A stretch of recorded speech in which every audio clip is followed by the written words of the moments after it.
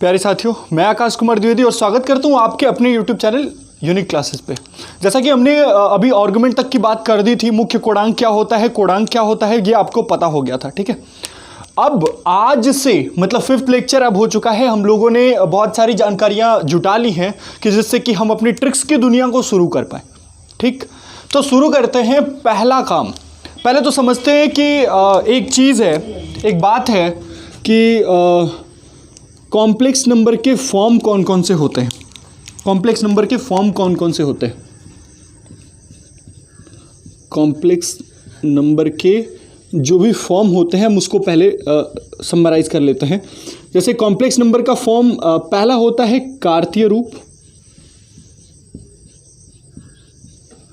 कार्तीय रूप होता है जिसे आप कार्टेशियन फॉर्म के नाम से भी जानते हो।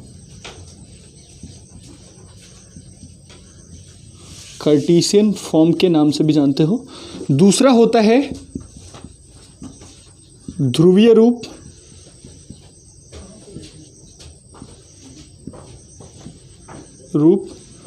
जिसे हम पोलर फॉर्म के नाम से भी जानते हैं।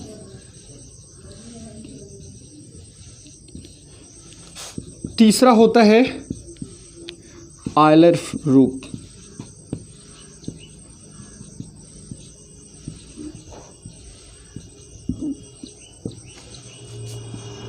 जिसे हम ऑयलर फॉर्म के नाम से जानते हैं। अब ये तीनों, ये क्या नई चीज़ आ गई, ये क्या नया तोप आ गया। ठीक है, तो इस बात को हम समझते हैं। ठीक है, इस बात को हम पढ़ते हैं। ठीक है, देखिए एकदम परेशान होने वाली बात नहीं है, एकदम सिंपल सा फंडा हम आपको बताते हैं। जैसे आप x प्लस आई वाई लिखते हो ना, x प्लस आई वाई, ठीक है, तो निर्देशांक ज्यामितीय रूप होता है ये। ठीक है, एकदम इससे हम सीधे निर्देशांक लिख सकते हैं। तो इस फॉर्म को हम कहते हैं कार्तीय रूप। पहली बात समझ में आ गई होगी। इसी फॉर्म को हम क्या बोलते हैं, कार्तीय रूप बोलते हैं। दूसरा ध्रुवीय रूप, जिसे हमें अभी समझना है। इससे बहुत सारे रिलेटेड ट्रिक्स आते हैं, तो पहले ध्रुवीय रूप को समझते हैं। ठीक है, और आयलर फॉर्म भी ध्रुवीय रूप से ही रिलेटेड होता है। तो चलिए मैं बात करता हूँ एक एक करके दोनों फॉर्म्स की। पहले हम समझते हैं कि आयलर फॉर्म क्या होता है। तो आयलर फॉर्म को यदि समझना है, आयलर फॉर्म कह रहे हैं, ध्रुवीय रूप को समझना है, तो हम क्या करते हैं, देखिए दो चीज़ें मैं काम करता हूँ। पहले ये है क्या, ये समझ लेते हैं। तो देखिए कोई भी कॉम्प्लेक्स नंबर है x, y, यदि हम किसी बिंदु को डिनोट करें कॉम्प्लेक्स प्लेन में या आर्गेंट प्लेन में, तो हम ऐसा भी कह सकते हैं कि उसे x, y से भी लिख सकते हैं। ठीक है, इसी कॉम्प्लेक्स नंबर को लिखने का एक और भी तरीका है कि यदि हम इस बिंदु को दिखाना चाहते हैं, हम इस कॉम्प्लेक्स प्लेन में, तो हम कहेंगे कि भाई एक काम करो, आप बात बता दो कि ये हम इतनी दूरी जाएंगे और इतने कोण पे जाएंगे। मतलब किसी ने कह दिया कि थीटा कोण पे हम इतनी डिस्टेंस जाएंगे। किसी ने यदि ये भी बता दिया तो भी, तो ये हम इस बिंदु तक पहुंच जाएंगे। तो किसी कॉम्प्लेक्स नंबर को रिप्रेजेंट करने का हमारे पास एक ये भी तरीका होगा, जिसमें हम क्या लिखेंगे, मॉड z, मतलब ये, इसे हम r के फॉर्म से डिनोट कर देते हैं यदि, तो ये r दिखाएंगे हम और ये थीटा दिखाएंगे हम, जिसे हम आर्गुमेंट ऑफ z भी कहते हैं। बात समझ में आई? तो चलिए मैं आपको कॉम्प्लेक्स नंबर के पोलर फॉर्म में चेंज करने के तरीके सिखाता हूँ। अच्छा चलिए मैं बात बताता हूँ आपको। ये देखिए, यदि ये r है, तो मैं क्या कहूँगा कि ये कितना होगा, r है, तो ये देखिए, ये मैं इसे कह देता हूँ मान लीजिए x, और ये मान लीजिए कह देता हूँ मैं y। ठीक है, तो ये r है, तो यदि मैं cos थीटा लिखूँ तो cos थीटा आप क्या कहोगे, cos थीटा कहोगे आप x अपॉन r, या हम x को कहेंगे r cos थीटा कहेंगे। वैसे ही आप y upon r is equals to sine theta कहोगे, तो sine theta is equals to y upon r। ठीक है, तो y कितना आ जाएगा, r साइन थीटा, हाँ या ना। तो यदि मैं कॉम्प्लेक्स नंबर z लिख रहा हूँ, तो z को मैं x प्लस आई वाई लिखा करता था। अब x के प्लेस पे मैं क्या लिख दूंगा, r cos थीटा प्लस आई r साइन थीटा लिख दूंगा। यहाँ से देखिए r में यदि कॉमन ले लूँ तो cos theta plus i sine theta. ठीक है, यहाँ पे देखिए एक एक बात आपको क्लियर है कि कि ये भी एक नया रूप है जहाँ पे r क्या है, उस सम्मिश्र संख्या का मापांक, थीटा क्या है, उस सम्मिश्र संख्या का कोणांक।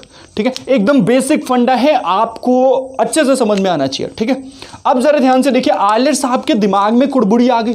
ठीक है, आयलर साहब का दिमाग खराब कि भाई साहब ये पोलर पोलर क्या चिल्ला रहे हैं सब। ठीक है, ध्रुवीय ध्रुवीय क्या चिल्ला रहे हैं सब। तो उन्होंने कहा कि भाई साहब हम इतना काहे लिए करने जाए, हम एक और काम कर देते हैं ना भाई। वो एक और काम कर दिया और उन्होंने कहा कि भाई हम इसी कॉम्प्लेक्स नंबर को, इसी सम्मिश्र संख्या को हम ऐसे भी लिख सकते हैं, z is equals to r, मतलब उसका मापांक लिख दें, e to the power i और कोणांक लिख दें। तो इसी सम्मिश्र संख्या को यदि मैं इस फॉर्म में लिख दूं तो इसे हम बोलते हैं आयलर फॉर्म और इसे हम बोलते हैं पोलर फॉर्म। दोनों बातें समझ में आ गई। ठीक, अब चलिए मैं आपको एक क्वेश्चन करके दिखाता हूं। जैसे मान लीजिए z is equals to 1 plus i. ठीक है, क्या होगा इसे हम यदि पोलर फॉर्म में लिखते हैं तो पहले तो भाई थीटा निकाल लो। तो थीटा इज इक्वल्स टू, मैंने बताया था tan inverse mod y by x, मतलब tan इनवर्स 1 हो जाएगा, दिख रहा है आपको। तो ये कितना हो जाएगा, पाई बाई 4। और चूंकि फर्स्ट क्वाड्रेंट में है, पहले चतुर्थांश में है, तो थीटा ही हमारा क्या हो जाएगा, कोणांक हो जाएगा। दूसरी बात, हम r निकालेंगे तो r मतलब मापांक, मापांक क्या होगा, under root x square plus y square, तो under root 1 square plus 1 square under root 2। ठीक है, तो अब देखिए सीधे हम क्या लिख देंगे, z को हम यदि ध्रुवीय रूप में लिखना चाहते हैं तो under root 2 cos pi by 4 plus i sine pi by 4, ऐसे भी लिख सकते हैं। अच्छा, एक बात अब मैं और बता देता हूं आपको, इसे हम ऐसे भी लिखते हैं, √2 सिस पाई बाई 4। ये भी एक लिखने का एक तरीका है, हम ऐसे भी लिख दें। यदि कहीं ऐसे भी लिखा मिले आपको तो हम क्या कह देते हैं उसे, z।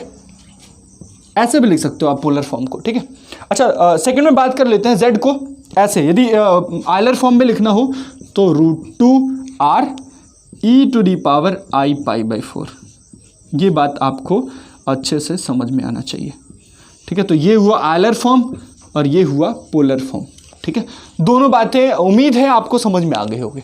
ठीक है, तो चलिए बात करते हैं अब नेक्स्ट की, इससे रिलेटेड जितने भी टॉपिक्स हैं उन पे। मान लीजिए आपसे पूछा गया कि कोई कॉम्प्लेक्स नंबर z है 1 प्लस √3i, इसके आयलर फॉर्म को आप बताइए। ठीक है, तो कोई दिक्कत नहीं है भाई, क्या करेंगे, सबसे पहला काम इसका मॉड निकाल दो आप। तो r क्या आएगा, अंडर रूट 3 का स्क्वायर प्लस 1 का स्क्वायर क्या हो जाएगा, अंडर रूट 4 मतलब 2। तो r आपको 2 दिख जाएगा। और थीटा क्या दिखेगा, देखो आप फर्स्ट क्वाड्रेंट में दिख रहा है, देखो x भी पॉजिटिव y भी पॉजिटिव, तो tan इनवर्स √3/1 मतलब tan इनवर्स √3 मतलब पाई बाई 3 हो जाएगा। तो थीटा पाई बाई 3 हो जाएगा। तो ये देखो आप क्या लिख दोगे यहाँ पे, z जो होगा हमारे पास r मतलब 2 cos pi by 3 plus i sign pi by 3। बात समझ में आई। इसे आप 2 सिस पाई बाई 3 भी लिख सकते हो आप। ठीक है, या इसे आप 2e to the power i pi by 3 भी लिखा जा सकता है। ये पूरी बातें यदि आपको समझ में आ गई हैं तो हम चलिए कुछ और बातों को समझते हैं जो बहुत ही इंटरेस्टिंग है। देखिए फर्स्ट मैं आपको यहीं पे चीज़ें बताऊंगा, यहीं पे ट्रिक्स बना के दिखाऊंगा। ठीक है, तो चलिए x, मान लीजिए किसी ने कहा कि z कोई कॉम्प्लेक्स नंबर है। ठीक, z कोई कॉम्प्लेक्स नंबर है और उसे मैंने कह दिया वो x प्लस आई वाई है। यदि मैंने इसको z बार किया तो वो क्या आएगा, x माइनस आई वाई। और किसी ने कहा जो z है वो z बार के बराबर है, मतलब क्या है कि इसका कॉन्जुगेट करने पे कोई फर्क नहीं पड़ा। जब कॉन्जुगेट करने पे कोई फर्क नहीं पड़ा, इसका मतलब क्या था कि ये दोनों सेम है, या ऐसे कह लो आप इन दोनों को यदि आप इक्वल कराओगे तो देखो y 0 आ जाएगा। दिख रहा है, ये x से x कैंसिल आउट हो जाएगा दोनों तरफ से, और ये देखो 2iy is equals to 0, y is equals to 0 आ जाएगा। इसका मतलब क्या है, इमेजिनरी पार्ट 0 होगा। या हम कहेंगे कि जब भी z is equals to z bar होता है तो z एक वास्तविक संख्या होती है।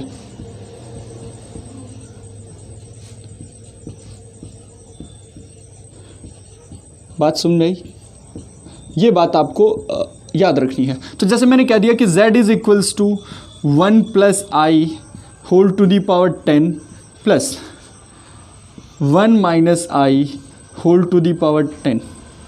अब आपको बताना है कि ये कैसा नंबर है। कुछ नहीं जानते हैं, हमें कोई ये नहीं करना है, सीधा सिंपल सा फंडा जानना है। देखिए कैसे करेंगे हम। यदि इसका z बार लेते हैं तो देखिए z बार करने के लिए मैंने बताया था कि जो i का कोफिशिएंट है बस उसको चेंज कर देना है। जहाँ जहाँ i है प्लस i है वहाँ वहाँ माइनस i कर देना है। इसका मतलब ये क्या हो जाएगा 1 माइनस आई की पावर 10, ये क्या हो जाएगा 1 प्लस आई की पावर 10। दिख रहा है आपको। और ये देखिए ये दोनों तो सेम ही लिखे हुए ना, इसका मतलब z इज इक्वल्स टू क्या आया z बार, और जब z is equals to z bar आता है तो ये एक वास्तविक संख्या होता है। इसका मतलब ये एक वास्तविक संख्या है।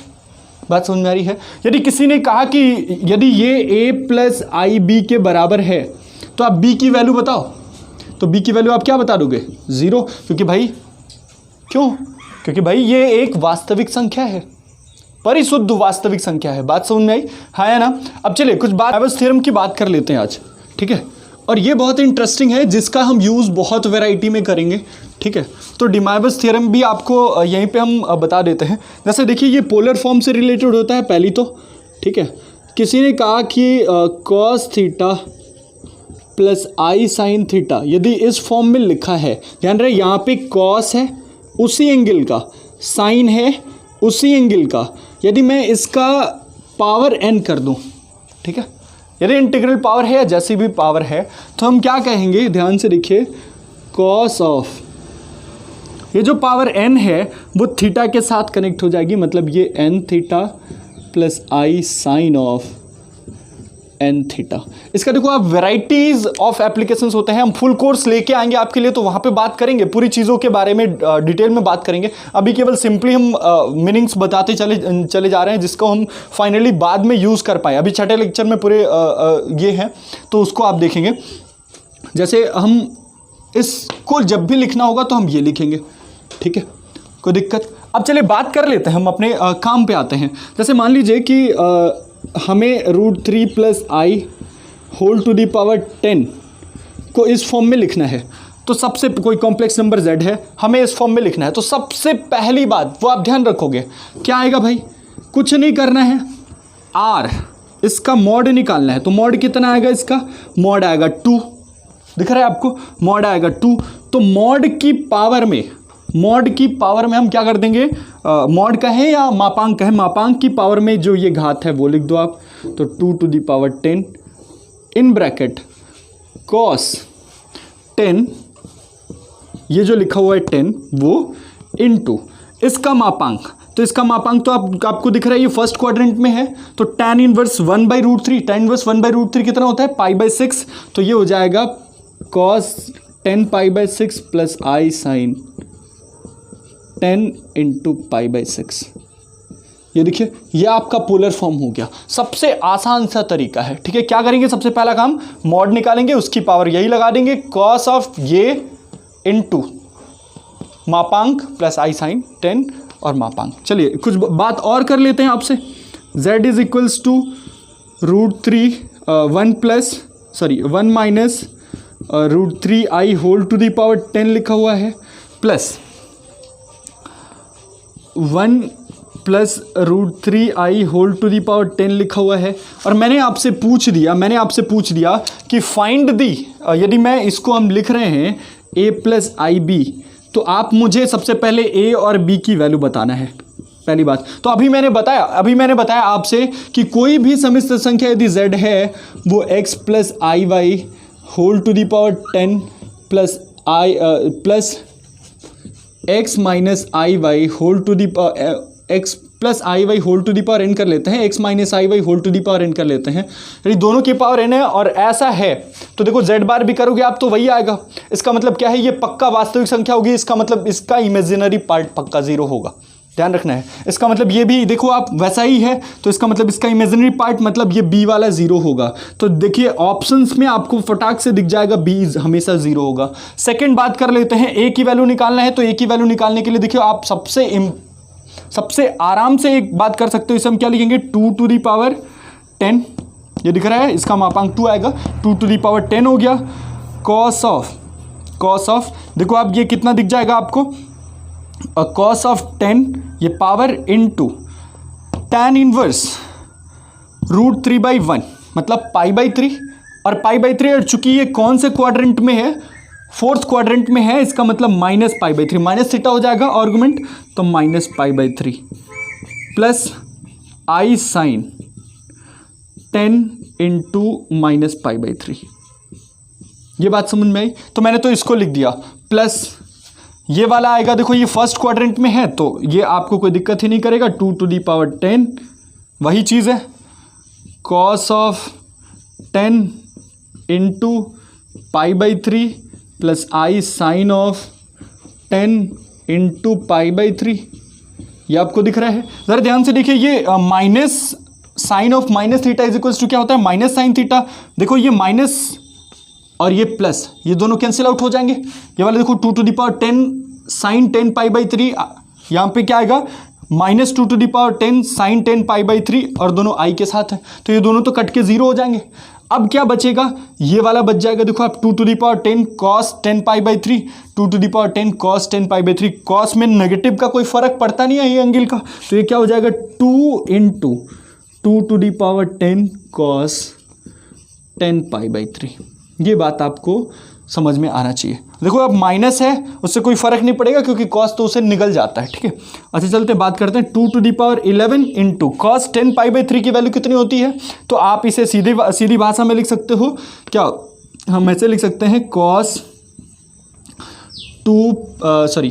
4π माइनस 2π/3, ठीक है। तो इसे आप क्या लिख सकते हो, 2⁻11 cos, ये क्या हो जाएगा cos 2nπ minus theta is equals to क्या होता है cos थीटा, तो ये हो जाएगा 2π/3, ठीक है। तो cos 2π/3 और cos 2π/3 की वैल्यू कितनी होती है, -1/2, तो इसका मतलब क्या होती है, ये हो जाएगा 2⁻11 इंटू -1/2, ये हो जाएगा -2�10। बात समझ में आई? तो देखो आप a की वैल्यू यहाँ पे कितनी आ जाएगी, -2�10। बात समझ में आई? तो उम्मीद है ये पूरे पोलर फॉर्म की बातें, और पोलर फॉर्म क्या होता है, आयलर फॉर्म क्या होता है, कार्तीय रूप क्या होता है, ये तीनों बातें आपको समझ में आई होंगी। चलिए मिलते हैं नेक्स्ट वीडियो में आपके साथ, तब तक के लिए बाय बाय, टेक केयर।